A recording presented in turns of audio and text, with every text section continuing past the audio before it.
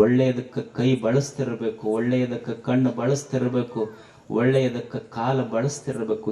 ಈ ಹೆಜ್ಜೆಗಳನ್ನ ಹಾಕ್ತಿರ್ಬೇಕು. ಮನುಷ್ಯ ಹೆಜ್ಜೆ ಹಾಕಿದ್ರೆ, ಗಾಂಧಿ ಒಂದು ಹೆಜ್ಜೆ ಹಾಕಿದ್ರೆ ಭಾರತಕ್ಕೆ ಸ್ವಾತಂತ್ರ್ಯ ಸಿಕ್ಕಿತ್ತು. ನಾವು ಒಂದು ಹೆಜ್ಜೆ ಹಾಕಿದ್ರೆ ಊರು ಕಟ್ಟಬೇಕು. ಅಂಥ ಹೆಜ್ಜೆಗಳು ನಮ್ಮ ಆಗಬೇಕು.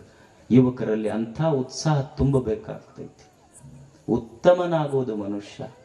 ಎರಡನೇದ್ದು ಉಪಕಾರಿ ಆಗಬೇಕು.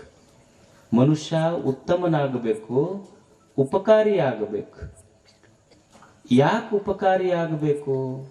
ನೀವು ಅನ್ಬೋದು, ಯಾಕೆ ಉಪಕಾರ ಮಾಡ್ಬೇಕ್ರಿ ಇನ್ನೊಬ್ಬರಿಗೆ? ಸುಮ್ಮನೆ ನಮ್ಮ ಅಷ್ಟಕ್ಕೆ ನಮ್ಮ ಹೊಲದಾಗ ಬೆಳೆದಿದ್ದು ನಾವು ಉಂಡು ತಿಂದು ಹೆಂಡ್ರು ಮಕ್ಕಳು ನಾವು ಆರಾಮ್ ಅದೀವಲ್ಲ, ಇನ್ನೊಬ್ರಿಗೆ ಹೋಗಿ ಉಣಸೋದು ತಿನ್ನಿಸೋದು ಏನು ಅವಶ್ಯಕತೆ ಐತಂತದ್ದು? ಇನ್ನೊಬ್ರಿಗೆ ಉಣಸ್ರಿ ತಿನ್ನಿಸ್ರಿ ಊರ್ ಕೆಲಸ ಮಾಡ್ರಿ ಅಂತ ಯಾಕೆ ಹೇಳ್ತೀರಿ? ಉಪಕಾರಿ ಯಾಕೆ ಆಗಬೇಕು ಮನುಷ್ಯ? ನೀವು ನೋಡಿ, ಯಾಕೆ ಉಪಕಾರಿ ಆಗಬೇಕು ಮನುಷ್ಯ ಅಂದ್ರ, ನಾನು ಈ ಭೂಮಿಗೆ ಬರುವಾಗ ಮಣ್ಣು ತಂದಿಲ್ಲ. ನಾವ್ಯಾರ ತಗೊಂಡು ಬಂದಿವೆ? ಅನ್ನ ತಗೊಂಡು ಬಂದಿಲ್ಲ, ನೀರು ತಗೊಂಡು ಬಂದಿಲ್ಲ, ಗಾಳಿ ತಗೊಂಡು ಬಂದಿಲ್ಲ, ಬೆಳಕು ತಗೊಂಡು ಬಂದಿಲ್ಲ. ಆದ್ರೆ ಭಗವಂತ ನಮ್ಮ ಮ್ಯಾಲ ಎಷ್ಟು ಕರುಣಾಮಯಿ ಅಂದ್ರ, ನೀವು ಒಂದು ಹಾಲಿನ ಡೈರಿಗೆ ಹೋಗ್ರಿ, ಒಂದು ಪಾಕಿಟ್ ಹಾಲು ಕೇಳಿದ್ರೆ 20 ರೂಪಾಯಿ ತಗೊಂತಾರೆ ನಿಮಗೆ. ಆದ್ರೆ ಭಗವಂತ ನಮ್ಮ ಮ್ಯಾಲ ಎಷ್ಟು ಕರುಣೆ ಇಟ್ಟಾನಂದ್ರ, ನಾನು ತಾಯಿಯ ಗರ್ಭದಿಂದ ಈ ಭೂಮಿಗೆ ಬರುವುದಕ್ಕಿಂತ ಮುಂಚೆನೆ ನಮ್ಮೆಲ್ಲರ ತಾಯಿಯ ಎದೆಯೊಳಗೆ ನಮ್ಮ ಸಲುವಾಗಿ ಹಾಲಿಟ್ಟು ಕಳಿಸ್ಯಾನವ. ಎಷ್ಟು ಕರುಣಾಮಯ ಆಗ್ತದೆ. ಮತ್ತು ಅವನು ಉಪಕಾರ ನಾವು ತೀರಿಸ್ಲಿಕ್ಕಾಗ್ತದೇನು? ನಮ್ಮ ಸಲುವಾಗಿ ಅನ್ನ, ನೀರು, ಗಾಳಿ ಎಲ್ಲವನ್ನ ಆತು ಕೊಟ್ಟಾನ. ನಾ ಬರುವಾಗ ಏನಾದರೂ ತಂದಿನೇನ್? ಏನೂ ತಂದಿಲ್ಲ. ನಾನು ಈ ಭೂಮಿಗೆ ಬರುವುದಕ್ಕಿಂತ ಮುಂಚೆ ಹೇಗಿದ್ದೆ? ತಾಯಿಯ ಗರ್ಭದೊಳಗಿದ್ದೆ. ಹೇಗಿತ್ತು? ದ್ರವ ರಕ್ತದ ರೂಪವಾಗಲ್ಲಿದ್ದೆ. ಅದಕ್ಕಿಂತ ಮುಂಚೆ ತಂದೆಯ ಗರ್ಭದಲ್ಲಿ ಧಾತು ಸಪ್ತಕದ ರೂಪ ಆಗಿದ್ದೆ. ನಿಜಗುಂಡ್ರು ಒಂದು ಚಲೋ ಮಾತು ಬರೀತಾರ, ತಂದೆ ತಾಯಿಯಿಂದ ನಾ ಈ ಭೂಮಿಗೆ ಬಂದಿನಲ್ಲ, ತಂದೆ ತಂದೆ ಅಂತ ಅವನಿಗೆ ಯಾಕಂದ್ರು, ತಾಯಿ ತಾಯಿ ಅಂತ ಅಕ್ಕಿಗೆ ಯಾಕಂದ್ರು? ಧಾತು ಸಪ್ತಕದ ರೂಪ ಆಗಿ, ಪಂಚಭೂತಗಳ ರೂಪ ಆಗಿ, ಔಷಧಿಯಾಗಿ, ಧಾತು ಸಪ್ತಕದ ರೂಪ ಆಗಿ ತಂದೆಯೊಳು, ಮಾತೆಯ ಸೂತಕದ ರುತಿರ ರೂಪ ಆಗಿ ತನುವಾಗುವ ಅಚ್ಚರಿಯಕ್ಕೆ ನಿದ್ರೆ ಬಾರದಿದೆ ಅನ್ನ. ನಿಜಗುಂಡ್ರಂತಾರನ್ನ, ಇವ್ರಿಗೆ ತಂದಿ ತಂದಿ ಅಂತೀವಲ್ಲ, ಯಾಕೆ ತಂದೆ ಅನ್ನಬೇಕು? ತಂದೆ ಅನ್ನೋ ಹೆಸರು ಹೆಂಗೆ ಬಂತು? ಈಗ ನೋಡ್ರಿ, ನಾವು ತಾಯಿಯ ಗರ್ಭದಿಂದ ಈ ಭೂಮಿಗೆ ಬಂದ್ವಲ್ಲ, ತಾಯಿಯ ಗರ್ಭದಿಂದ ಈ ಭೂಮಿಗೆ ಬರುವುದಕ್ಕಿಂತ ಮೊದಲು ಎಲ್ಲಿದ್ವಿ ಅಂದ್ರೆ ತಾಯಿಯ ಗರ್ಭದೊಳಗಿದ್ವಿ. ತಾಯಿ ಗರ್ಭದೊಳಗೆ ಜೀವ ಹೇಗಿತ್ತು ಅಂದ್ರೆ ಏನೂ ಇಲ್ಲ, ಅದೊಂದು ಸುಮ್ಮನೆ ದ್ರವದ ರೂಪ ಆಗಿತ್ತು. ತಾಯಿಯ ಗರ್ಭಕ್ಕಿಂತ ಮುಂಚೆ ಎಲ್ಲಿತ್ತು ಅಂದ್ರೆ ತಂದೆಯ ದೇಹದೊಳಗ ಧಾತು ಸಪ್ತಕದ ರೂಪ ಆಗಿತ್ತದ. ಆ ಧಾತು ಸಪ್ತಕದ ರೂಪ ಬೆಳೆದಿದ್ದೆಲ್ಲಿಂದ ಅಂದ್ರೆ ಅನ್ನದಿಂದ ಬೆಳೆದಿದ್ದು, ಸಸ್ಯದಿಂದ ಬೆಳೆದಿದ್ದು. ಸಸ್ಯಗಳು ಎಲ್ಲಿಂದ ಬಂದು ಅಂದ್ರೆ ಭೂಮಿಯಿಂದ ಬಂದು. ಈ ಭೂಮಿ ಪಂಚಭೂತಗಳು ಎಲ್ಲಿಂದ ಬಂದು ಅಂದ್ರೆ ಪರಮಾತ್ಮನಿಂದ ಬಂದು. ಅಂದ್ರೆ ನಾ ಬಂದಿದ್ದೆಲ್ಲಿಂದ? ಪರಮಾತ್ಮನಿಂದ. ಅಂದ್ರೆ ನಾನು ಪರಮಾತ್ಮನ ಸ್ವರೂಪನಾಗಿದ್ದೆ. ಅಲ್ಲಿಂದ ನನ್ನ ತಂದೆ ನನಗೆ ಎಲ್ಲಿ ಕರ್ಕೊಂಡು ಬಂದ? ಆಕಾಶದೆತ್ತರದಲ್ಲಿರುವ ನನ್ನನ್ನ, ಆಕಾಶದಾಚೆ ಇರುವ ನನ್ನನ್ನು ಆಕಾಶಕ್ಕೆ ತಂದ.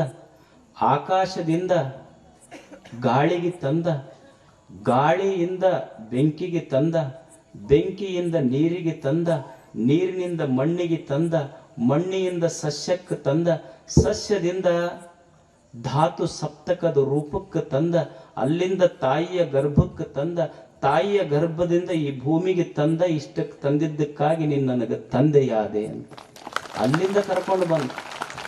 ತಾಯಿ ಅಂತಕ್ಕೆ ಯಾಕೆ ಹೆಸರು ಬಂತು ಅಂದ್ರೆ, ಏನು ಅಪ್ಪ ಕೊಟ್ಟಾನಲ್ಲ, ಈಗ ನಾವು ಅನ್ನೋದಲ್ಲ ಬಕೆಟ್ ತಾ ಚರಗಿ ತಾ ಅಂತೀವಿ. ಹಂಗ ಅಪ್ಪ ಕೊಟ್ಟಿದ್ದು ತಾ ಅಂತ ಇಸ್ಕೊಂಡು ತನ್ನ ಗರ್ಭದೊಳಗೆ ಹಾಕೊಂಡ್ಲಲ್ಲ, ಅಕ್ಕಿ ತಾಯಿ ಆದ್ಲು. ಅಂದ್ರೆ ನಾ ಹುಟ್ಟಿನಿ ಅಂದ್ರೆ ನಂದೇನೂ ಇಲ್ಲ, ಒಂದು ತಂದಿದು ಒಂದು ತಾಯಿದು. ಬರುವಾಗ ನಾ ಏನೂ ತಂದಿಲ್ಲ, ಮತ್ತು ಬಿಟ್ಟು ಹಂಗ ಹೊಂಟ್ನಿ ಅಂದ್ರೆ ಕೃತಜ್ಞನಾಗ್ತೀನಲ್ಲ. ಜಗತ್ತು ಅನ್ನ ಕೊಟ್ಟೈತಿ, ನೀರು ಕೊಟ್ಟೈತಿ, ಗಾಳಿ ಬೆಳಕು ಬೈಲು ಎಲ್ಲ ಕೊಟ್ಟೈತೆಲ್ಲ, ಇದನ್ನು ಮುಟ್ಟಿಸಿ ಹೋಗ್ಬೇಕಾಗ್ತೈತೆಲ್ಲ ನಾನು. ಅದಕ್ಕಾಗಿ ಮನುಷ್ಯ ಯಾಕೆ ಉಪಕಾರಿಯಾಗಬೇಕು ಅಂದ್ರೆ, ಇದು ಒಂಥರ ಬಾಡಿಗೆ ಮನೆ ಇದ್ದಂಗೆ ನಮ್ದು. ನೀವು ಬಾಡಿಗೆ ಮನೆಯಾಗಿದ್ದಾಗ ರೆಂಟ್ ಕೊಡಬೇಕೋ ಇಲ್ಲ? ಅವ್ರಿಗೆ ಕರೆಂಟ್ ಬಿಲ್ ಕೊಡಬೇಕು, ನೀರಿನ ಬಿಲ್ ಕೊಡಬೇಕು, ಮನೆ ಬಾಡಿಗೆ ಕೊಡಬೇಕು. ಈ ಜಗತ್ತು ಅನ್ನೋದೊಂದು ದೇವನ ಬಾಡಿಗೆಯ ಮನೆ ಇದು. ಇಲ್ಲಿ ಬಂದ ಮೇಲೆ ಈ ಜಗತ್ತಿಗೆ ಒಳ್ಳೆಯದನ್ನ ಮಾಡಿ ಹೋಗುವ ಕೆಲಸ ನಾವು ಮಾಡಿದ್ವಿ ಅಂದ್ರೆ ಅವ ಉಪಕಾರಿಯಾದಂಗ ಆತ. ನಿಮಗೊಂದು ಸಣ್ಣ ಕತೆ ಹೇಳಿ ನನ್ನ ಮಾತು ಮುಗಿಸ್ತೇನೆ. ನೀವು ಮದರ್ ಥೆರಿಸಾ ಅವ್ರ ಹೆಸರು ಕೇಳಿರ್ಬೇಕು. ಮದರ್ ಥೆರಿಸಾ ಆಕೆಗೆ ನೊಬೆಲ್ ಪ್ರೈಸ್ ಬಂತು. ನೊಬೆಲ್ ಪ್ರೈಸ್ ಬಂದಾಗ ಮದರ್ ಥೆರಿಸಾ ಹೇಳ್ತಾಳೆ, ನನಗೊಂದು ಘಟನೆ ಬಹಳ ಜೀವನದೊಳಗೆ ಸ್ಫೂರ್ತಿ ಕೊಟ್ಟಿತು ಅಂತ. ಆಕೆ ಒಂದು ಇನ್ಸಿಡೆಂಟ್ ಬರೀತಾಳೆ.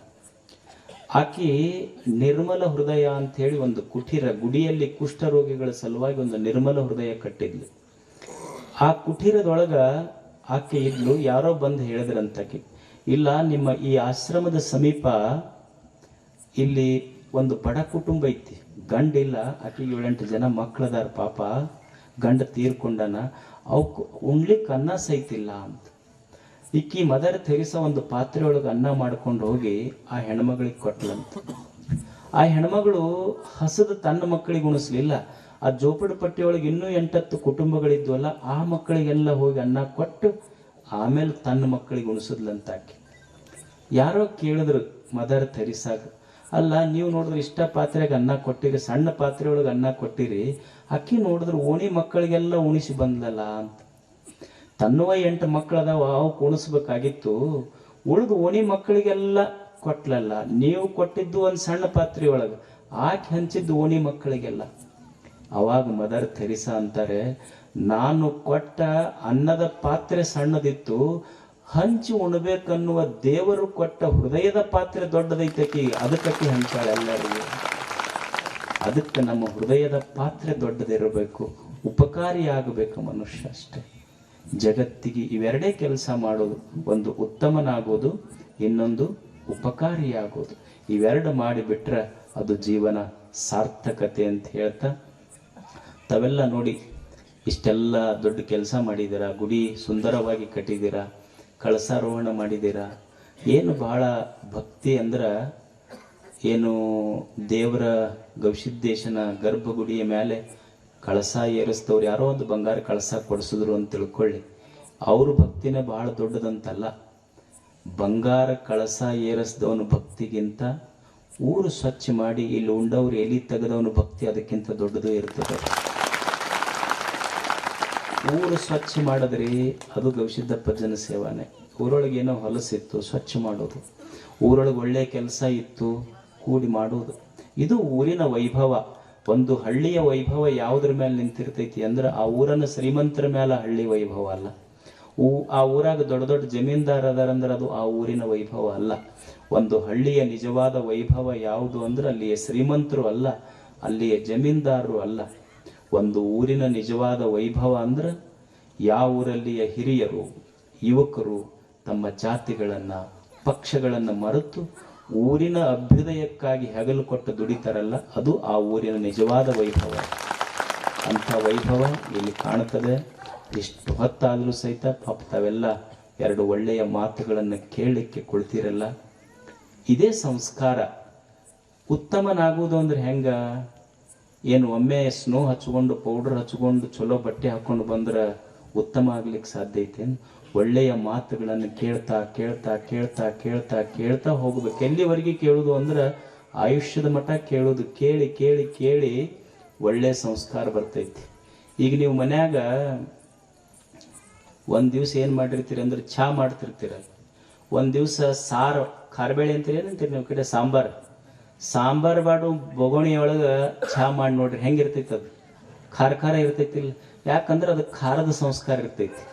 ಮತ್ತು ಖಾರದ ಸಂಸ್ಕಾರ ಹೋಗಬೇಕಾಗಿತ್ತು ಅಂದ್ರೆ ಏನೂ ಇಲ್ಲ, ಹಂಗ ಚಹಾ ಮಾಡ್ಕೊಂತ ಹೋಗೋದು. 1 ವಾರ 15 ದಿವ್ಸ ಮಾಡ್ರಿ, ಖಾರದ್ದು ಹೋಗುತ್ತಾ, ಸಿಹಿ ಸಿಹಿ ಹತ್ತೈತಿ. ಹಂಗ ಒಳ್ಳೆಯವನಾಗಬೇಕು, ಉತ್ತಮನಾಗಬೇಕು ಅಂದ್ರೆ ಹಿಂಗೆ ಒಳ್ಳೆಯ ಮಾತುಗಳನ್ನು ಕೇಳ್ತಾ ಕೇಳ್ತಾ ಕೇಳ್ತಾ ಹೋದ್ರೆ ಹಿಂದೇನ್ ತಲೆ ಖಾರ ಇರ್ತೈತಲ್ಲ ಅದೆಲ್ಲ ಹೋಗ್ತೈತಿ, ಜೀವನ ಮಧುರ ಆಗ್ತೈತಿ, ಸಿಹಿ ಆಗ್ತೈತಿ.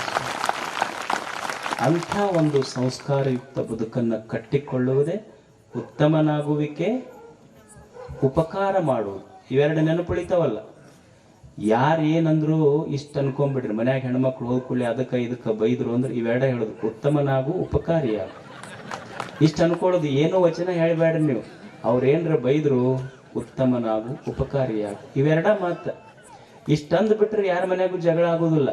ಮತ್ತು ನೀವು ಇಷ್ಟ ಅಂದ್ರೆ ಅವ್ರು ಎಷ್ಟರ ಬೈಲಿ, ಒಂದು ತಾಸು ಬೈಯಲ್ಲಕ್, ಕೊನೆಗೊಂದು ಬಡಿಗೆ ತೊಗೊಂಡು ಹೊಡೆಯಲಕ್ ನಿಮಗೆ. ನೀವೇನಂದ್ರೆ ಏನೂ ಅನ್ನಕ್ಕೆ ಹೋಗ್ಬಾರ್ದು. ಉತ್ತಮನಾಗು, ಉಪಕಾರಿಯಾಗು.